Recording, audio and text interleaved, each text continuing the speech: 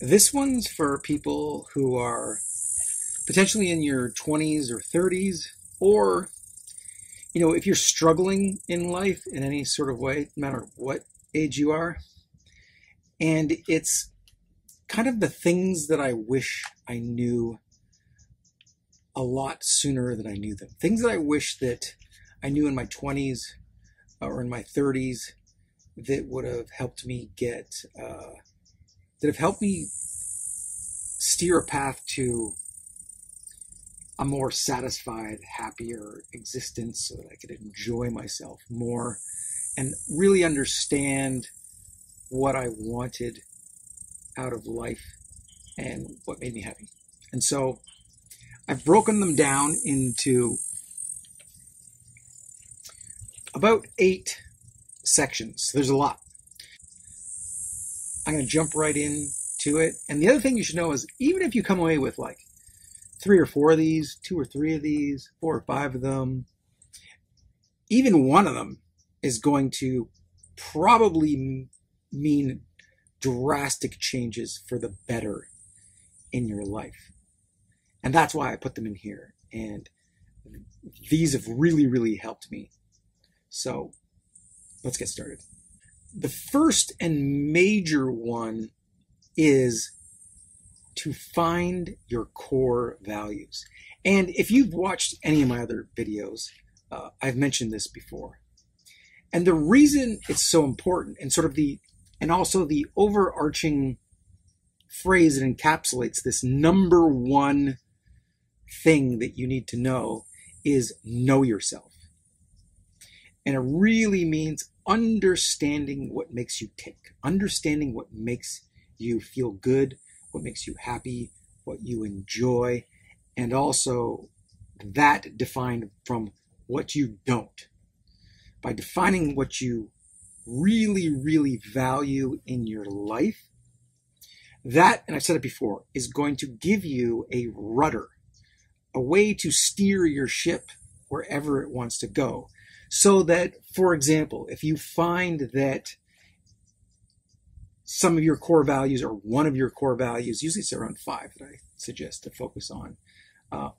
A major one for me is freedom. And you could say that sounds like a very generic kind of value.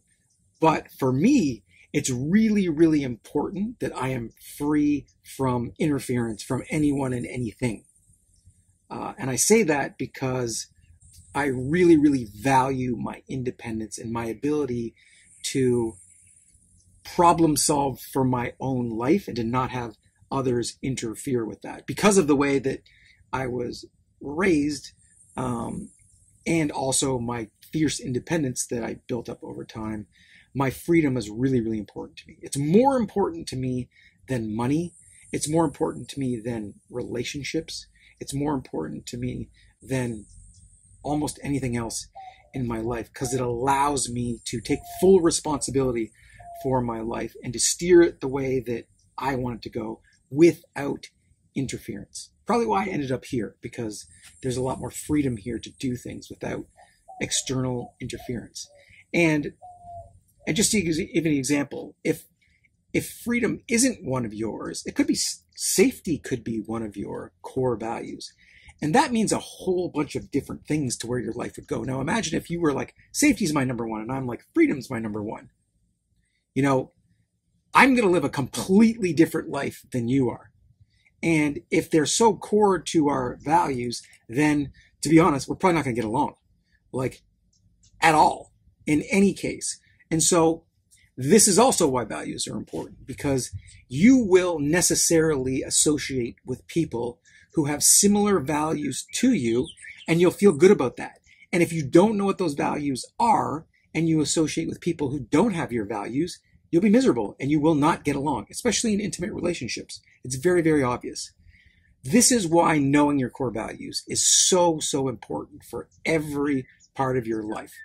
And you'll see in another video, I give instructions on how to dig into your core values and really know what those are. So fish around. I don't have that many videos, so you can find them there. That's number one. Know yourself. Know your core values.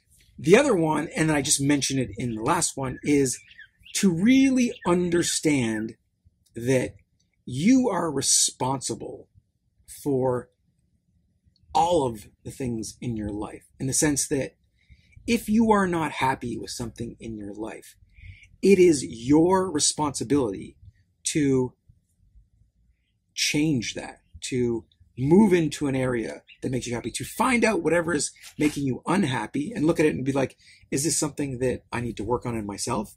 Or is this something that I just don't want in my life?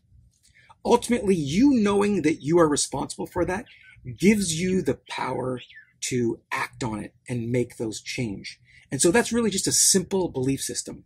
I am responsible for my happiness in my life or my misery in my life. Ultimately, it comes down to me choosing that. Number 3 is having a vision for your life. And, when I was younger, I had a business plan for my business, and it was a very, very detailed plan. And it was, year over year sales, and it was like what I wanted to do. And it was a 5-year plan. And so what that allowed me to do was to see what I was doing in my life and see if that in business and see if that matched up with my business plan. And what happened was it did. And then my business shot past my business plan. And then I didn't have a next 5 to 10 year plan after that. And I had nothing. It didn't even come to mind that I'm like, oh, I should just make another 5-year business plan to see where I actually really want to go. And I didn't, because I had tons of money. I was super rich and everyone was telling me I was a genius. I was just like, I'll just keep going and do this. And that was the wrong, absolutely wrong thing to do. And not only was it the wrong thing to do because I didn't make a business plan, I did not have a life plan, a vision for my life in 5 to 10 years and what I wanted. So I did not know where I was going. And to know where you're going, to have a vision for your life, is absolutely 100% imperative. Because then you get to see what it is that you want, what you think that's going to make you happy, and then you have something that you can match with those core values to see, does this vision match up with my core values? And in a sense, it may not, because I've talked to a lot of young people, and I was there when I was young, where they're like, I want cars, I want houses, and I want riches, and I want to have this thing to be huge, and I want it to be all over the globe, and I want to work and do all this stuff. And at the end of the day, I didn't want any of that stuff. In fact, that stuff did not match up with my values. And in fact, in a lot of ways, I'll give you an example. Adventure and challenge are part of my core values. And what happened with the business is that the adventure part of it became eliminated in my business. I was in an office, had no windows. I was doing paperwork. I was building this thing, and it just became money. And I lost the sense of adventure that I really loved about what I was doing in this company. And I mean sense of adventure. I traveled for 5 years across the country and throughout the entire US. And I was meeting thousands and thousands of people and doing face-to-face transactions and being part of all these events, whether they were snowboard festivals or concerts or like boat festivals or whatever it was. There was always a sense of adventure. And I really, really loved that. And when that was not part of my business anymore, I started to dislike the business. But I didn't really know why. But if I would have known my core values and had a vision planned out, I would have been like, oh, does this vision match up with my core values? Kind of does, kind of doesn't. I need to align this more with my core values and then steer it that way. And that is going to get me where I ultimately want to go. Number 4, embrace your struggle.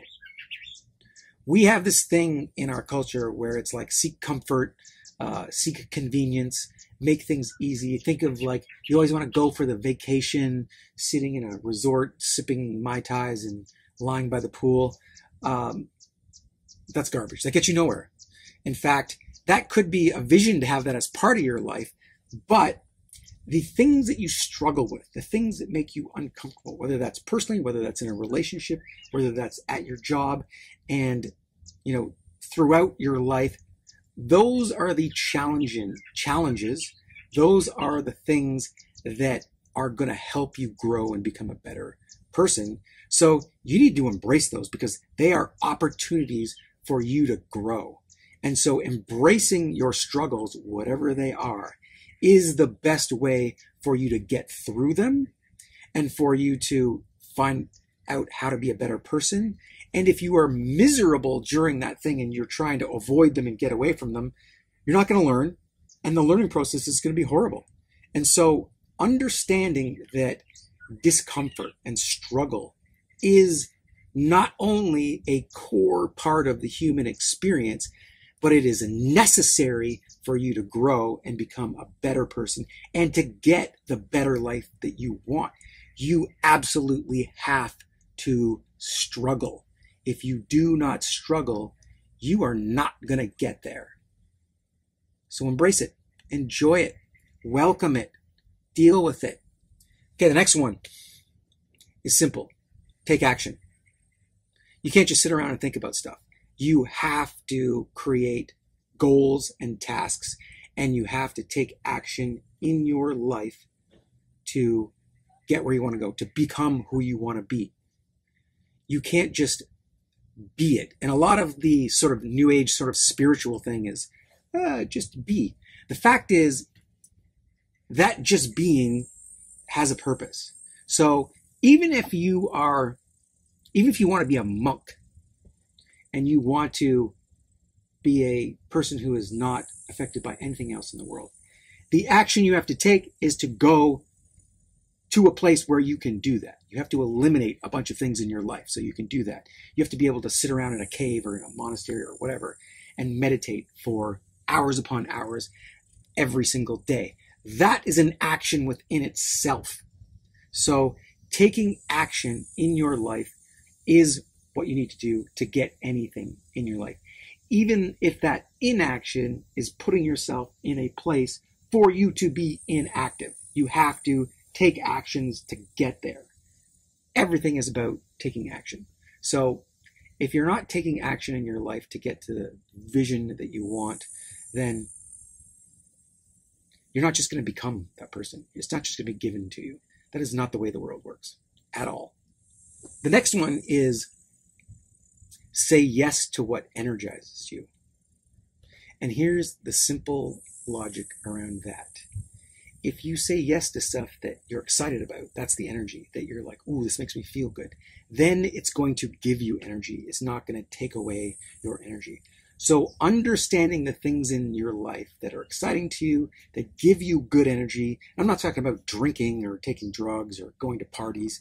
That does not help you. That doesn't give you energy. At the end of a party, at the end of drinking, at the end of any of these things, you're drained. You have no energy.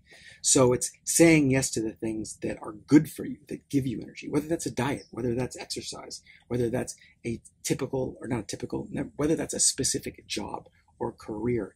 You want to move towards the things that you're like, ooh, this excites me. This is what makes me feel good at the end of the day. Because if you do this in business and the business fails to bring in the money that you want or gets harder and more difficult, the energy you're going to get from doing that is still there. So you're still going to be able to get through it. If you just do it for money, if you just do it for because someone says you should do this, you're not getting the energy from it. And when it gets really, really difficult, it's going to be miserable hell. And you're not going to want to do it because you're not getting any natural energy from doing it. That's the advantage of moving towards things that give you energy, that you like, that you enjoy, that might be hard work, but you're still like, you're loving it while you're doing it. So that energy is going to propel you forward and keep you going through it while you are struggling. And that is essential as well. The next one, I think it's number 7, is master something. If you want confidence, if you want a sense of achievement, if you want a sense of real success, focus on one thing and master it and become really, really good at it. Not only is it going to teach you discipline, it's going to teach you focus. It's going to keep you less distracted. And what you're going to get from being a master of that is the internal confidence that you can do it. You can become great at something. And 2, that you are great at something. People will recognize that. Even if they don't recognize it, you will know that you are good at something and that you've gone through that process and you've really taken your time to become a master in a number of ways. And that's not looking at the end result at all. That's the ability for you to know that you can bring the tools and the skills that you've learned at any time, place, or situation in this realm that you are a master, and you'll be able to look at it from a deeper, masterful sort of sense. And people will feel that, they'll know that, they'll trust you more. And ultimately, the best case is you'll just know, you'll have confidence in it, and you'll be able to see that you can be good at this thing, which means that you can transfer that skill to other things that you want to be good at. I'm going to combine the last two. And the last two are help others and find a community of people that have your same values. And the reason I combine those is because within that community of people who have your same values, you can help them. For example, I run a small little entrepreneurship group where I help guys who are just starting out in entrepreneurship or just launching their business. I help them by giving them some of my experience in the business world, by inspiring them and motivating them with my energy, because I love solving problems. And so if I can help them to solve their problems and also give them the skills so they can help them solve the problems on their own, it makes me feel great. It adds to my life, and they appreciate it and have respect for what I'm doing. And I have a group of like-minded people that I can talk to, I can communicate with, and they understand me, and it feels good. And they can help me when I'm doing my entrepreneurial ventures as well, because there may be things that I'm not thinking of. My expertise and my experience doesn't mean that I know everything, that's for sure. And I'm getting older, so younger guys will know what's going on and what the changes are and what new technologies are and all these other things that I will benefit from. But I also just feel good imparting some of my wisdom to other people and helping them smile in their lives and get success and feel good. And that for me is ultimately very, very gratifying, and it makes me think that I can die happy knowing that I've passed along what I've learned and I've helped other people get a good life. And in saying that, I hope that these things, you can take some of them away with you, and they will help you create the amazing life that you deserve if you focus, work for it, and embrace your struggle. Hope that helps. Thanks for listening. Later.